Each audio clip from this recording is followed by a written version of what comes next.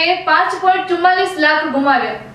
ભુજ ખાતે આવેલ સુખપર નજીક સસ્તા સોનાની લાલચે બનાસકાંઠાના વેપારી સાથે ₹5,44,000ની ઠગાઈ થઈ હોવાનો કિસ્સો સામે આવ્યો છે।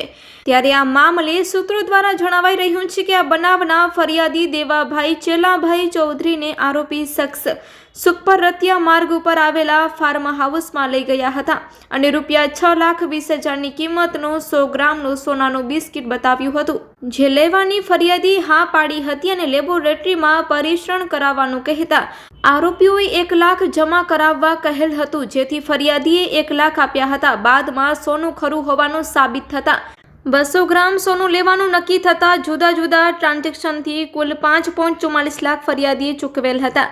નાણાં મળ્યા બાદ સોનું લેવા માટે વિવિધ જગ્યાએ બોલાવાયા છતાં સોનું આપ્યું ન હતું અને ફરિયાદીના ફોનનો પણ કોઈ જવાબ ન આપતા ફરિયાદી આરોપી શખ્સ વિરુદ્ધ પોલીસ મથકે ફરિયાદ નોંધાવી હતી। પોલીસે આ મામલે આરોપી શખ્સો વિરુદ્ધ ફરિયાદ દાખલ કરી આગળની વધુ તપાસ આરંભી છે।